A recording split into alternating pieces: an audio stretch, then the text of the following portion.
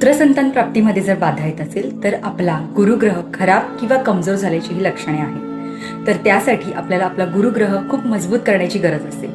अशा वेळेला दर गुरुवारी पिवळे वस्त्र परिधान करायचे आहेत आणि पिवळ्या वस्तू म्हणजेच पिवळी फळे, पिवळे वस्त्र तुम्हाला गरिबांना दान करायचे आहे आणि पिवळ्या रंगाची फुले आपल्याला विष्णुदेवांना अर्पण करायची आहेत।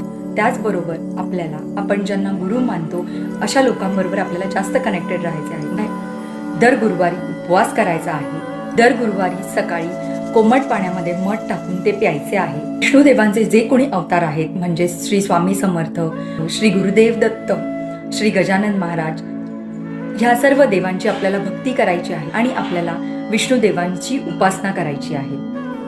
हे सगळे केल्यामुळे आपला गुरुग्रह मजबूत होण्यासाठी आपल्याला मदत होते आणि पुत्रसंतान प्राप्तीमधल्या बाधा बऱ्याच प्रमाणात कमी होतात। त्याचप्रमाणे जर पुत्री संतान प्राप्तीमध्ये जर बाधा येत असेल तर आपला बुधग्रह हा खराब किंवा कमजोर झाल्याची ही लक्षणे आहेत। जर आपल्याला आपला बुधग्रह जर मजबूत करायचा असेल तर त्यासाठी आपल्याला दर बुधवारी हिरव्या कलरचे वस्त्र परिधान करायचे आहे आणि दर बुधवारी आपल्याला घरामध्ये हिरव्या पालेभाज्या आपल्याला जास्तीत जास्त खायच्या आहेत।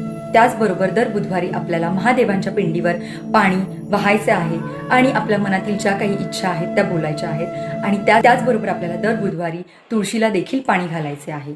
या गोष्टी केल्याने आपला बुधग्रह मजबूत होण्यास मदत होते आणि पुत्री संतान प्राप्तीमध्ये जर काही बाधा येत असतील तर त्या सगळ्या कमी होण्यास मदत होते। ही माहिती जर का तुम्हाला महत्त्वाची वाटली असेल तर नक्कीच जास्तीत जास्त लोकांपर्यंत शेअर करा आणि माझ्या अकाउंटला फॉलो करत राहा। ओम नमः शिवाय।